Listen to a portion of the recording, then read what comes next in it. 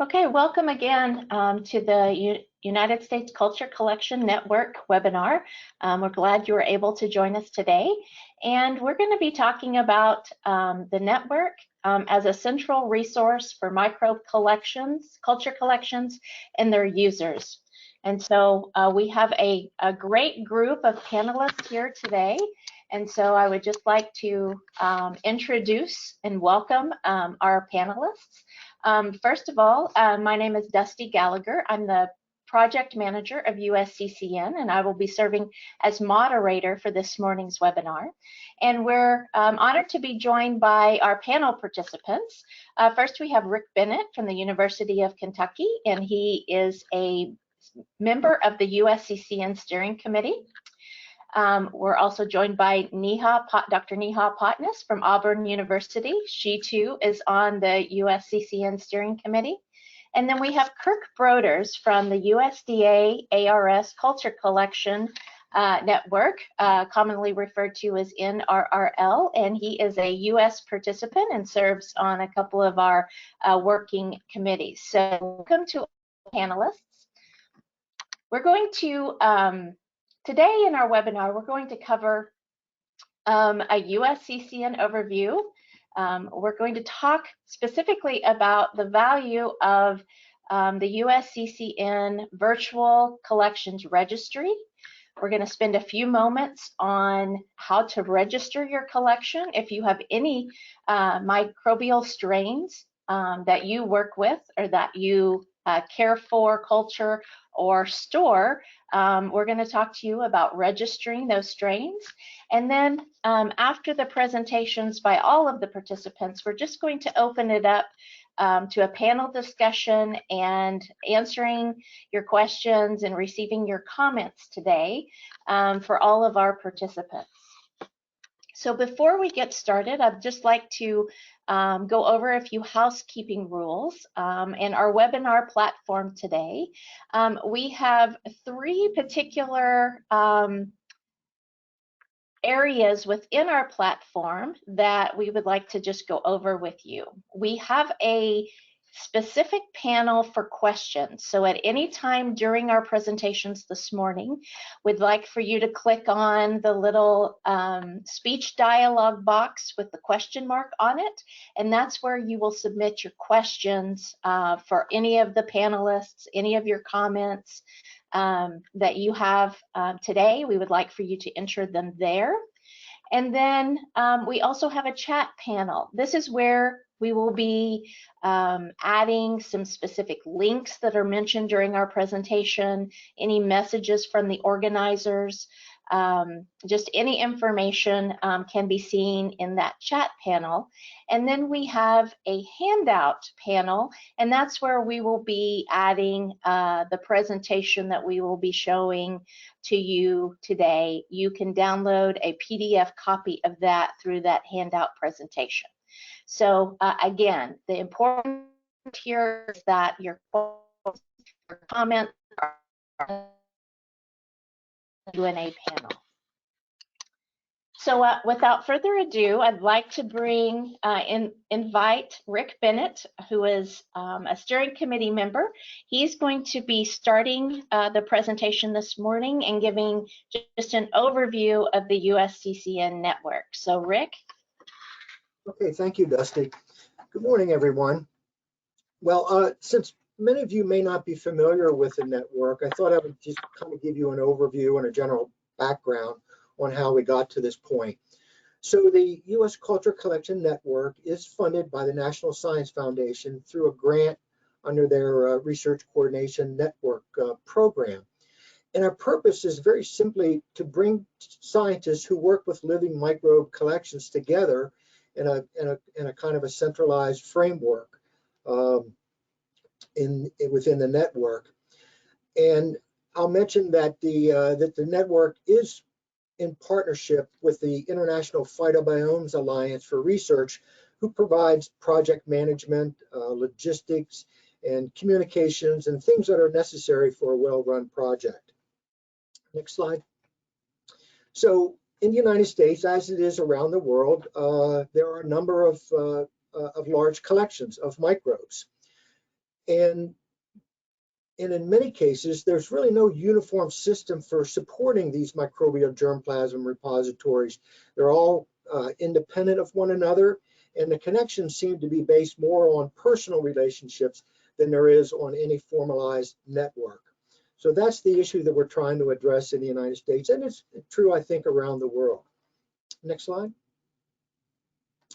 So to give you some background, in 2007, a number of researchers who work with living microbes got together in a workshop just to come up with an action plan to see to identify what our needs are and what the benefits of having a network like this to look like. And this was supported by the USDA.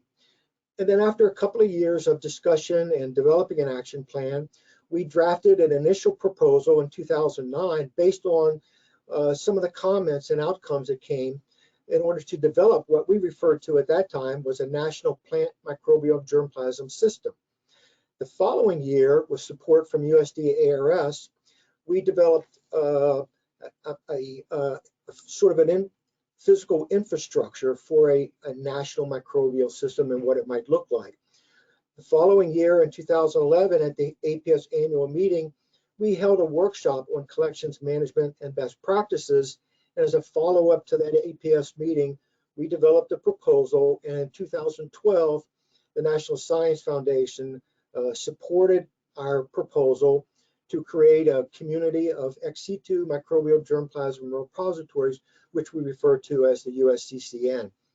10 years later, we are in the second version of our network after the National Science Foundation renewed funding to expand our activities that we built on in the previous.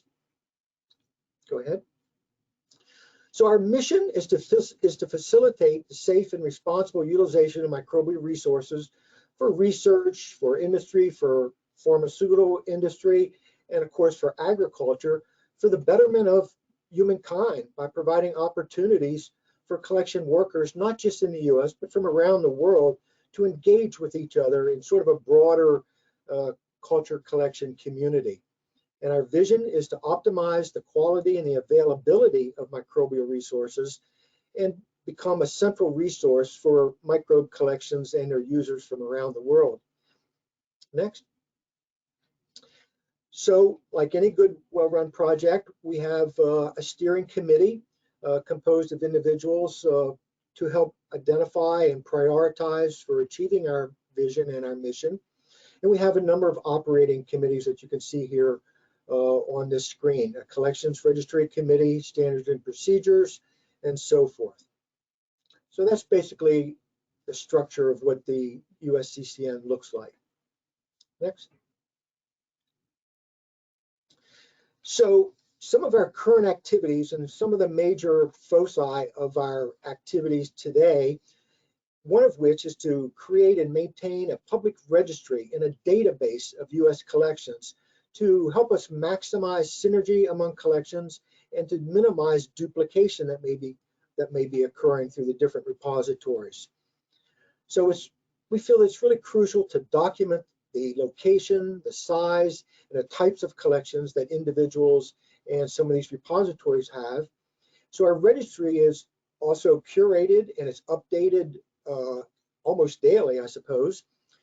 And we want to ensure that collections of all types are well represented, not just large collections in central repositories, but also very small collections that you as individual researchers may use just for your research in your own projects.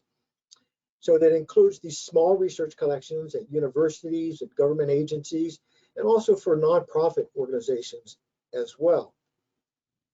So we feel that this registry is very important for us to gather the information we need about collections, where they are, what types of things are in these collections, so that others can have the opportunity to see what's in them.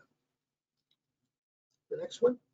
Another area that we feel is very important, and we talked about this quite a bit, is the need to develop a process and methods for preserving what we call orphaned or endangered collections. And I'm sure individuals at your institutions recognize this need as well as yourselves. So the online registry will provide the information that helps us to identify collections that are at risk due to a lack of funding or a lack of transition planning when certain individuals retire or when there's other existential threats such as natural disasters or human-caused disasters, power outages, and things like that. Quite often we're seeing collections being threatened because of lapses in funding or key personnel retire or leave or change positions, or sometimes administrations change their priorities and other changes can occur. So under these certain conditions, microbes assembled by individual researchers may need to have some assistance in planning for the preservation of their collections after they retire or leave or due to some of these other threats that I had just mentioned here. So we feel it's a very important aspect of being able to identify these collections that may be at risk of being lost. And some of these are very valuable collections. So what are the benefits of participating in the network? Well, links to the broader scientific community, to engage research collections, not just collections that are stored, but also active collections that individuals use in your research projects. We want to expand communication and foster alliances and collaborations among researchers and scientists who work with living microbial collections. And as I mentioned earlier, we hope to provide an infrastructure where we can save some of these orphaned or endangered collections that might be lost, some of which are very, very valuable. And we also seek to develop best practice guidelines and protocols and procedures for storing and preserving collections. And of course, to improve diversity, equity, and inclusion in the activities that we're engaged in. So I encourage you all to look at the USCCN website. It's up on the screen here, and participate in the network to help advance the quality and the availability of our microbial resources and to make your collection visible to the community and let others know what's in your microbial collections and what others are have in their collections and what they're doing and how they're using them for research and in other purposes. So you can find more information at our website here that's up on the screen. And with that, I'll turn it back over to Dusti. And I think we'll have an opportunity to for you all to ask questions in a little while. Thank you. Thank you, Rick, for that great overview of the network. And yes, I would just like to remind everyone that the links that you see here within this presentation are being posted in the chat panel. And then if you have any questions or comments, please use the questions panel and we'll get to all of your questions following all of the presentations. So next, I would like to introduce Kirk Broders, who is with USDA-ARS and the NRRL Culture Collection. So Kirk.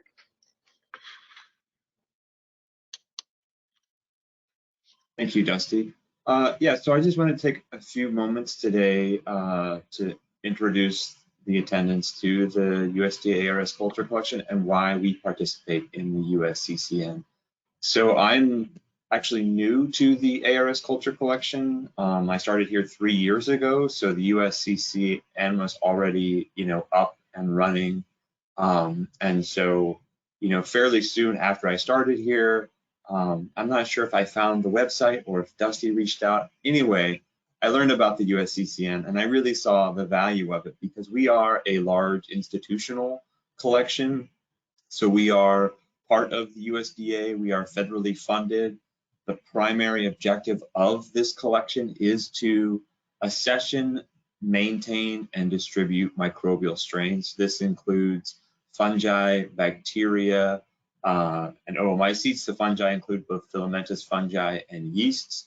We have expansive collections of all of these for agricultural purposes, for enzyme production, for product development, a whole gamut of uses. And I continue to be amazed by the size of the user community. We distribute about 5,000 microbial strains to scientists in over 40 countries every year. Again, this is for all purposes: biocontrol, plant pathogens, animal pathogens, industrial fermentation, all of these things. And I won't cover the entirety of what we do at the Culture Collection, but I'm just going to include a link to a webinar that I gave about a year ago that covers everything we do and how you can order strains from the ARS Culture Collection if that is of interest to you. We do provide up to 24 strains a year at no charge. But the Culture Collection, how I see us functioning, with our role within the USCCN is to allow researchers to find us, because we are accepting orphan collections with a small caveat. Generally, we can't accept entire orphan collections, but we can do our best to try to identify those strains that are most important or that were used in significant publications, and we can get those accessioned into our collection. We store things in freeze-dried, lyophilized preps, those are those little glass tubes there, or in liquid nitrogen. Those are our two primary storage methods. So they do have to be stored in one of those two ways. And so we are really trying to help. We're really trying to connect with researchers to also ensure that researchers continue to deposit their strains. If they sequence a genome and they do a genome report, well, they've got to deposit their genome data in GenBank. They should really, I strongly recommend that strain also be deposited in a collection. Ours, I think, if you're in the United States, but there are collections, across the world if you are in a different country as well. That way people have access to both the strain and the genome data. Same way, if you're publishing any other research, consider depositing some of the strains used in that research, so that way, those strains are retained, so that way future scientists can utilize them as well. And so as a large collection, that has been the value of the USCCN, is connecting with all of the research collections and researchers and letting them know that we actively distribute strains, but also we're a place where you can store strains for safekeeping. And then one final note, about orphan collections is that we can't accept everything. We try to accession a lot, but the USDA has a facility in Fort Collins. I'm providing a link there as well. That's where the germplasm is backed up. It's also where our entire collection is backed up. And they do what's called black box storage deposit, which means that if it's ready to go into liquid nitrogen, you can just send your samples there, and they will put them directly into liquid nitrogen, and then you can get them back at any point. They still belong to you, but they will not curate these strains. They will not maintain these strains. They will just be in storage. So it is one option if your strains can be stored in liquid nitrogen and you're looking at retirement and want to make sure that the strains are preserved. So with that, I'll hand it back over to Dusti. Thank you, Kirk. Next is Neha Potnis, and she is going to talk about her role with some strains, her collection, and how they are used in her research. So Neha, I will turn it over to you. Thank you, Dusti, for this introduction. So I'll be speaking here today, my experience as academic researcher. So from the point of view of a small research collection manager, I would say, and how I could benefit by participating in the USCCN network. And so I'll provide some examples of how I'm building the collections, how I'm utilizing them, but also as a researcher, it's important for me to know who has what, and so to develop these collaborations or to share the isolates, how I can utilize the USCCN collection registry here. So I started my research program about 7 years ago, and as a pathologist, I continue to collect pathogen isolates from disease outbreaks here in Alabama. And so these isolate collections, of course, get characterized for pathogenicity phenotypes, they get sequenced, and then used for various research questions, mainly focused on connecting the genotype to the phenotype. And so I have listed here several research areas that we work on, or several research questions that we ask. Next slide. So one example that I have here is where we are studying the host range expansion in action. So as we started working with the pathogen outbreaks here on pepper, we started realizing that the pathogen that was not dominant on pepper started appearing in the outbreaks here in Alabama.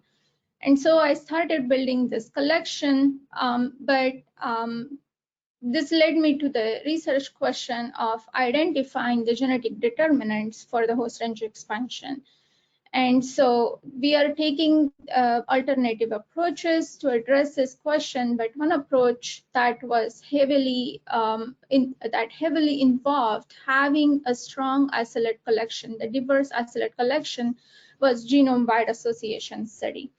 And so apart from having my own collection, I had to reach out to the other researchers having isolates collected from the pepper outbreaks in diverse geographical locations to tap into this diversity of this species. And so thanks to the solid network of researchers that we have working on this pathosystem, we were able to get these isolates, perform the phenotyping, and conduct the association analysis.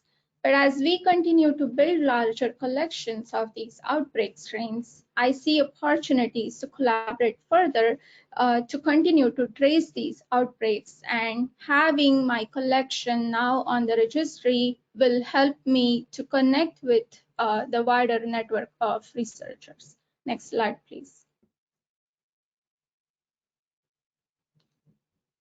Next slide, Dusti. Sorry. So our lab is also interested in studying microbiota that is associated with the plants, and understanding how the microbial communities that are associated with the plants offer plants the abilities as additional layer of immunity against the pathogens, but also tolerate abiotic stresses. So as we know that we as researchers, we have made tremendous progress in obtaining culture independent data, the sequence data, but overall the culture dependent approaches are a major challenge. And so my lab has been working towards building this microbial collection associated with tomato, pepper, cucurbits. And so we have used a high throughput culture based approach here to get these isolates, but the major bottleneck has been to characterize all these isolates. Requires a lot of time and resources for maintaining these isolates. And so some of the questions that now we are interested in asking are the interactions of the pathogen with the resident microbiota, and doing some experiments with the synthetic community to address some of the basic research questions around the microbial community assembly. And I see a value in having this collection widely accessible, so that some of the questions that I'm asking on the tomato or pepper or cucurbit microbiome could be also useful to other researchers studying other pathosystems. Next slide, please. Now I would like to share another project that I was fortunate to get help from big culture collections such as CFPP collection, the French microbial collection, which is also there on the USCCN registry, as well as accessing the historical records. So this project really started because we started seeing a lot of commensals anthomonads co-occurring with the pathogenic ones in our recent outbreak sampling here in Alabama. But the commensals co-occurring with the pathogens is not a new idea or not a new finding. This has been recorded back in 1970s or 80s. And so I wanted to get access to those collections back in 70s or 80s that have been done by other researchers. And so I reached out to other researchers working on this or having this access to this collection as well as the bigger collections to address the question of understanding the mechanistic basis of lifestyles, such as commensals versus pathogens. And thanks to the support from JGI that we were able to sequence this collection and answer this basic research question. Next slide, please. So as a microbiology lab, I think it is no surprise that our research programs will continue to build such collections and will continue to conduct time-consuming assays, collect metadata. We write these research collections as part of the data management plans for the federal funded projects.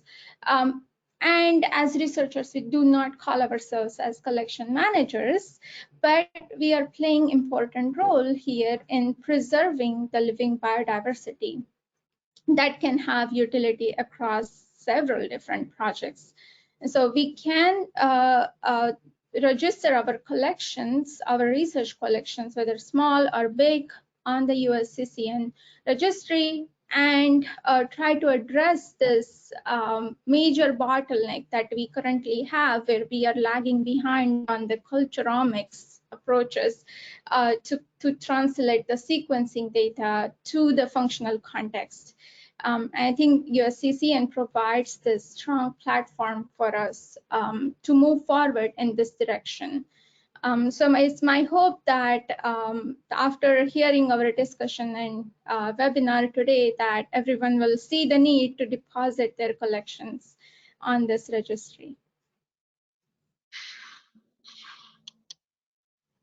Thank you, Neha. That's a great overview for how these culture collections can be used to address some research problems. And I have to just provide a caveat to the audience this morning is that outside of my work office, we have a leaf blower, so I apologize for the background noise that you may be hearing.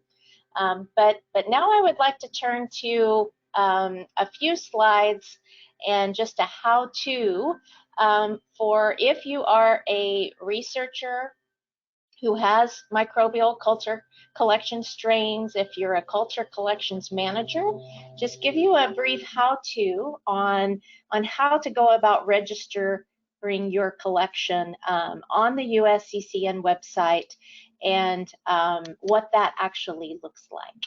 So as we've mentioned this morning, we're trying to build a searchable database of microbial culture collections from anyone who has them: universities, industry, government agencies, private companies who have the ability to characterize their collections, just anyone who isolates any microbial strains. We're very interested in you entering your information on our website in our registry.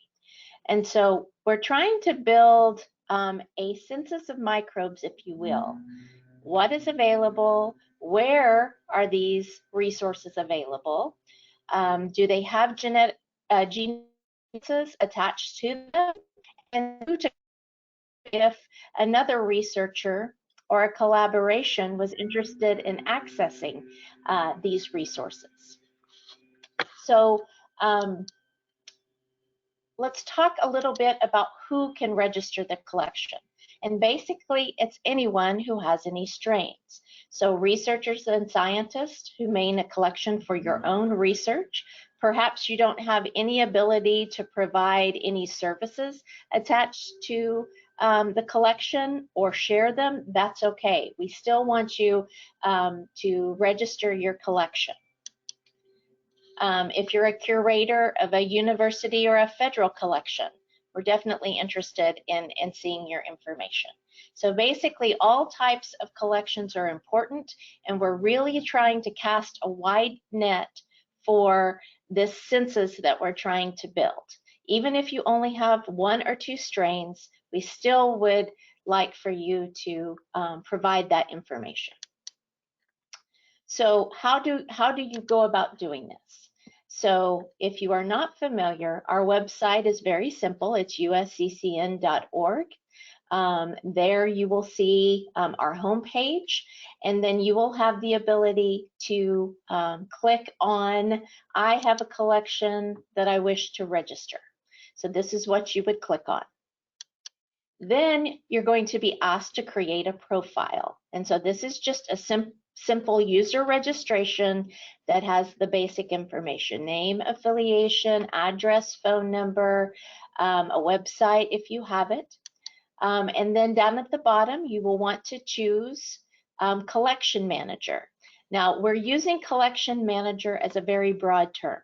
Again, you don't have to be a manager or a curator of a large collection. If you have any isolated strains, then we want you to choose collection manager. And then here's where you describe and submit your collection series at detail. There's a lot of help within these questions, drop down menus, etc. And so we would just like for you to characterize it to your best of your ability. If you don't have all of the information that is asked on this registry, that's okay. Fill out as much as you can and move on. And so once you're finished adding in your information, as much as you can, then you click submit, and then your collection, your microbial isolates, your strains are submitted into the collection.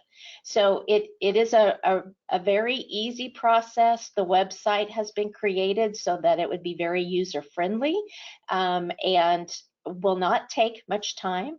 And those of you that already have spreadsheets or other file types that have your strains listed, there is an opportunity for you to upload, and the file type options are very wide, and so you will not have to individually list your strains. You can upload an already existing spreadsheet, and that helps facilitate your participation in the registry. So with that concludes our presentations for this morning. We would now like to just open it up to a general discussion and answer your questions.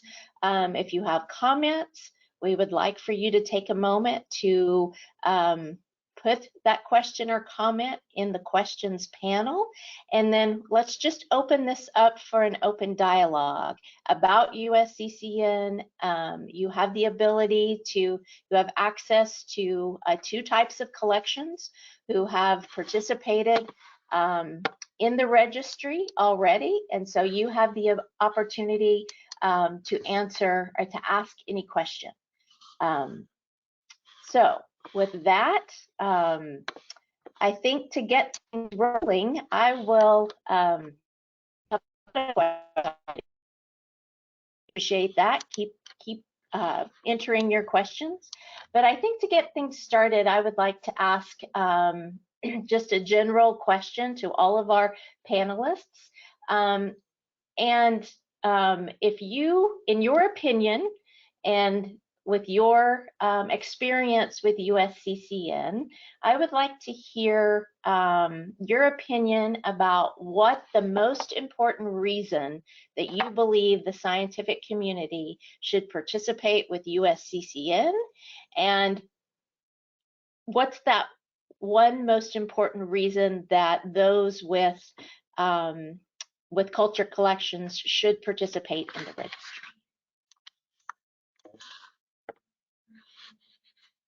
And we can start with Neha, if you don't mind. You're at my top left-hand corner. We'll just start with you. So according to me, I think the most important reason is to just make our data sets more accessible, open science to the research community. We are making efforts with lots of our sequencing data, making available on NCBI, with the RefSeq, raw read records, but we just do not have a platform at this time where we can share not just information about which microbes we have in our collection, but also maybe associated metadata. I think that we have been making efforts in obtaining these host-associated microbiota members, for example, in cultivation. And those type of efforts require huge investment, culturing, maintaining, identifying to the species level, characterize them. And so if the labs can exchange with each other these microbes, I think it will accelerate our efforts in answering some of the basic questions around the microbiome related research. Thank you, Neha. Rick, what is the most important reason the scientific community should participate within USCCN and its registry? Well, to just kind of pick up what Neha just said, I think certainly outreach and communication is, I think, a great reason to be engaged with a network. Being able to find information about other types of collections of microbe groups that you work with in your research, to learn more about the genotypic and phenotypic information that's associated with them, I think benefits everybody's research programs. And I just want to make a point that the network registry is not just for people who consider themselves curators or managers, but also people with just small groups of microbes that they use for their own personal research. And a lot of times researchers don't think of themselves as managers or even of having a collection. So even small groups of microbes that you work with in your own research program, I think it's very important to be able to communicate what you have with other researchers who have similar interest in the microbes that you're utilizing in your own lab. Thank you, Rick. Kirk? Yeah, I'll just continue following up. I guess from my perspective is long-term preservation of these organisms. So ensuring that they aren't lost, and with a network, hopefully you can get your collection either to another researcher or to a larger collection and retain. And then the other thing I'll say is just, yeah, expanding your network too. So let's say you work on like one species or a couple species and you do population genetics. Well, it's very possible that the organism you work on maybe produces an interesting enzyme or molecule, and somebody who is a chemist would be like, oh my gosh, look at this potential biological diversity. And so you may have developed a new collaborator from a different field. And so I think that's the other value to the individual as well as to the scientific community. Okay, thank you. So we have quite a few questions from our audience today. So the first question, how do I become a member of the USCCN? Rick, do you want to take a stab at that? Well, I think go to the USCCN website that was up on the presentations before, and there's kind of a step-by-step process there that Dusti has developed and others to give you the information you need to register your collection and how to do it. And I think it's very user-friendly. Okay, thank you. So another question from the audience, can I register my microbes and not have to submit an isolate to the repository, to a repository? Rick, is that for you again? Well, I'll take a stab at it. First of all, the USCCN doesn't host collections, but I think providing information about your collections for others to have access to. But the USCCN does not actually host or manage collections ourselves. Okay. Here's a specific question for Kirk. Can the microbes you distribute be used for development of biological projects and sold without restriction from an IP standpoint? Yes, they can. I would encourage you to contact me if you have further questions, or just Google NRRL. I'm pretty sure that's still the first thing that comes up. Maybe Isabel can drop the link in there for everybody. But yeah, we don't have any restrictions in regards to use for IP. And I think I forgot to mention that we also have a patent collection. So if you are developing products or processes that utilize microbes, those can be deposited in the patent collection at the NRRL as well. Okay, thank you. So this is a question to whomever wishes to answer.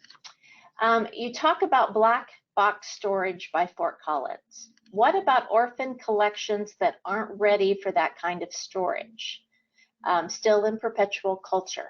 Where might they be maintained, and what is the financial support mechanism for this?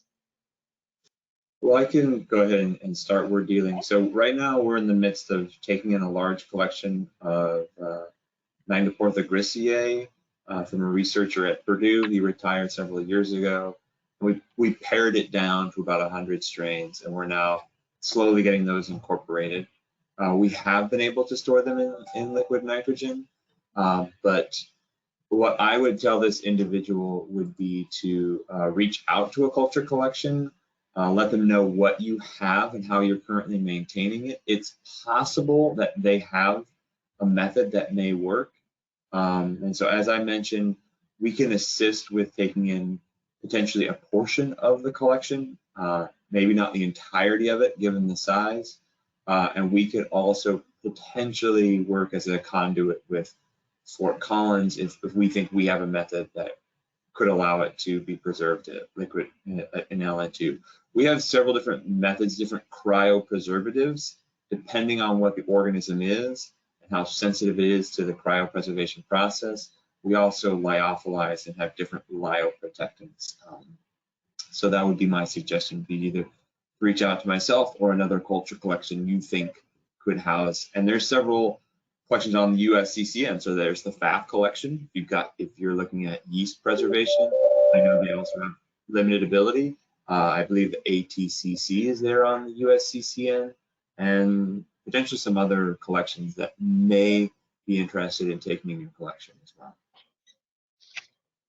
Okay, great. And that's the other thing I'll mention too with orphan collections. It's fantastic if you are going to retire in like 5 years, to start that process now, because it would mean a greater proportion of your collection could potentially be preserved versus, trying to wait till the last minute and, potentially they can only take in a fraction of that collection. Very good point. Okay, here's a question for Neha. How do small labs handle multiple requests from researchers?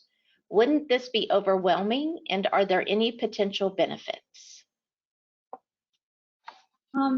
So far, I have not had so many requests come in to get my isolates, but yes, I think that's one of the challenge going forward, to just have somebody curate these things, maintain these things. What was the second part of the question? Are there any potential benefits? Benefits of sharing? Yes, yes. Just engage in the collaborations, address different research questions that compared to what I have been answering, I would say. Can I just add one more thing to that? So Absolutely. if you have maybe a strain or a couple of strains that you've published on, and then they all of a sudden become very popular, you start getting a lot of requests. You could also deposit it in a culture collection, and we could do the distribution. So as I mentioned, we lyophilize, and if you deposited a strain, we would lyophilize probably 14 immediately, and then we can just distribute whenever anybody orders, and we distribute those free of charge as well, just as a way to help, because I know it is a burden for people who have a lab manager who's doing the research and maybe doesn't want them to be pulling strains and shipping them all the time too. Okay, great, thank you. So are there any special permissions or regulations associated with making collections available publicly? For example, BSL2 strains, type strain attained from other culture collections. Who would like to take that? Yeah, because the BSL2 like popped in my head even before they got to that one. Yeah, so, you know, for us, that's always the first thing, you know, when somebody requests a strain is they have to provide the proper permits immediately. Like before we'll even start the order, we need to know that they have permits. And so, yes, it is, if your collection contains those strains and you're willing to share them, then that burden will be on you as the shipper from, you know, a safety perspective. So they will need to ensure that they can receive those strains. If they're in the same country as you, it's a little bit easier. If they're in the same state, it's even easier. But if it's going out of state or out of country, you'll have to absolutely ensure that they have proper permits. And then if you have a type strain from another collection, I'm not sure how that collection handles it, but if you have it from us, if it has an NRRL number, you are not allowed to distribute it. And so often, or if you have a CBS strain, I'm fairly certain you cannot share that as a CBS strain. So in our case, if we were to provide somebody with a strain and they start working with it in their lab and they do experiments, that organism is probably already changing and adapting. So you can give it your own personal lab number and then distribute it as your personal lab number, but not as the collection number you originally received it as. But each collection has its own policies and you would just have to follow up with them. Okay, anyone want to add to that? Okay, next question.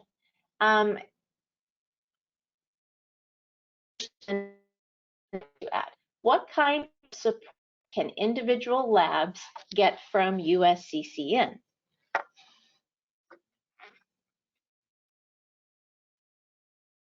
Dusti, can you repeat that? You kind of froze there for just a second. Yes. What kind of support can individual labs receive from USCCN?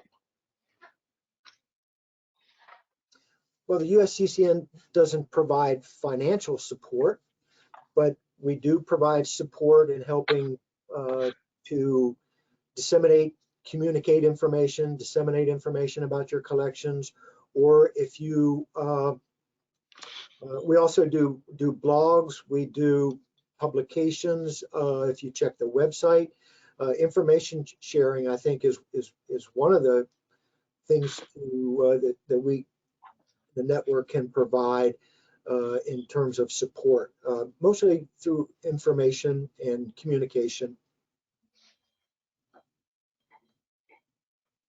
I guess I will just add to that, as I have participated in this network past couple of years now, that I have learned some of the methods, the standard protocols for preserving the microbes much better, or how do I even manage the collection. I have learned some tips on that as well through the resources that are made available by USCCN. Another topic, I guess, that also came up during a meeting or workshop in Lyon at ICPP was how do we preserve whole microbiomes or whole microbiota without altering the community structure.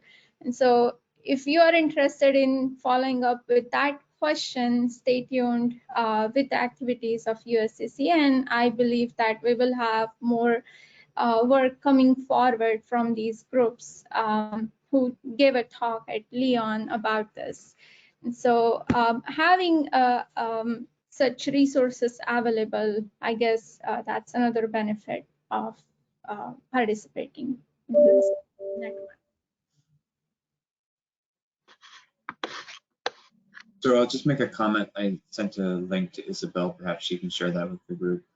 So there is a program through NSF called Infrastructure Capacity for Biological Research, and there is a section on capacity for biological collections.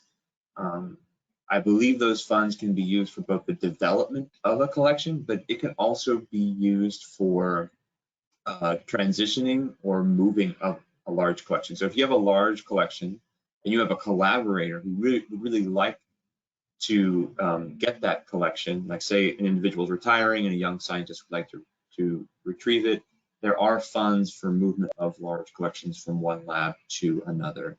And that may be a way when you're thinking about planning for a collection past retirement, funding opportunities like this could be a potential source. Okay, great, thank you. We have a number of questions about can these resources be used for research only? Can they be used for the development of biological products and sold commercially? And what does that mean for the IP? And so if we could talk a little bit more about how we can use these culture collections and in what ways we can use them. So who would like to begin? So does it have to be research only? No, collections don't have to be used for research only. They can be for product development. As Kirk mentioned earlier, you know, enzyme production that can be used for many different purposes. So there's no limits on how the collections in the network can be used. I think just maybe with the individuals also getting at, so I think that is going to have to be a decision made by each collection listed in the USCCN. So we have a very clear policy, but maybe Neha, who is a researcher who has her own research collection, if a company contacts her for her strains, I think he's going to have to work through her university's I forget what it is, like IP office. And so that's going to have to be a conversation, I think, that happens between each collection. I don't know, Neha, have you had to deal with this situation before? Yeah. If I have to share any of my isolates with any other individual or any other collaborator, I have to have the MTAs in place and the paperwork that goes through the university. So yes, I agree that I guess that every collection will have their own policies. And does your university require you, like on the MTA, will they say, will these strains be used for research or will they be used for product development? Because I guess they have maybe like different restrictions. They have different sections and different categories for that. If it is just for research, it cannot be distributed further without permission. And so there are rules in place for that. I have not dealt with my isolates being distributed for any of the product development, so I'm not exactly sure about that protocol, but there is a separate protocol associated with it. Okay, great. So related to that, can the USCCN help develop a standard material transfer agreement that can be used by scientists?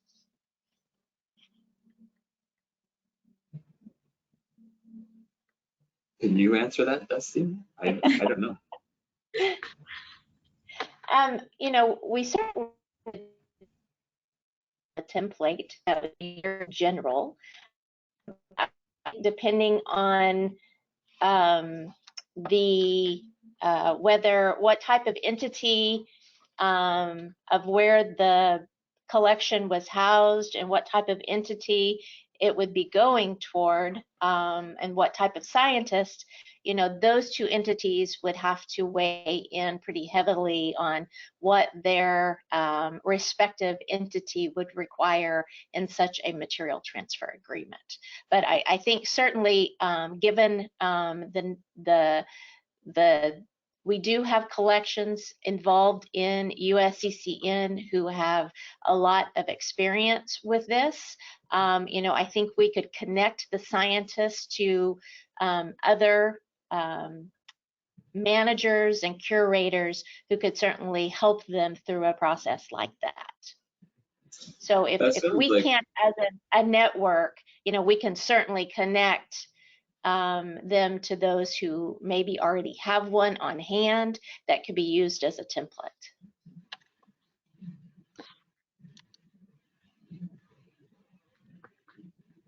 Any other comments about that from the panelists? I think you're right. MTAs are very specific, so it would depend on what agreements are made between the two individuals.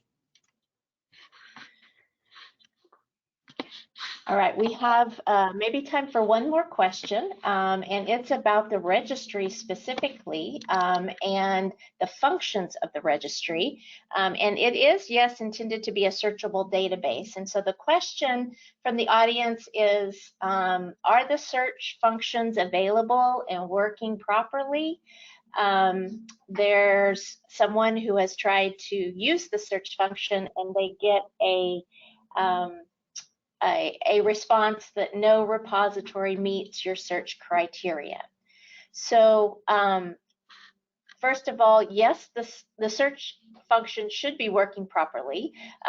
We do checks on that, but I would say probably one of the reasons for that is given the number of collections we have in the registry currently, there really is no collection that meets that criteria.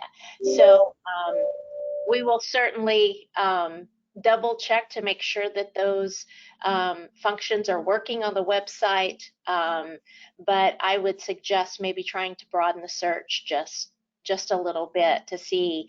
But you can always go and search on the available registries that are listed, and it's not quite big enough to where that would be time consuming, but there is a list of collections that are currently in the registry, and so you can just browse that very quickly. So I want to thank everyone for participating today. We have run out of time. There are a number of questions that we weren't able to answer online, and so we'll let the panelists take a look at those questions, and perhaps I can convince them to provide some written responses to those. So please take a moment to go to our website, check out the registry, and if you have any information or any questions, or you need further information, don't hesitate to contact any one of the panelists. So thank you again for participating, and I hope you have a great day.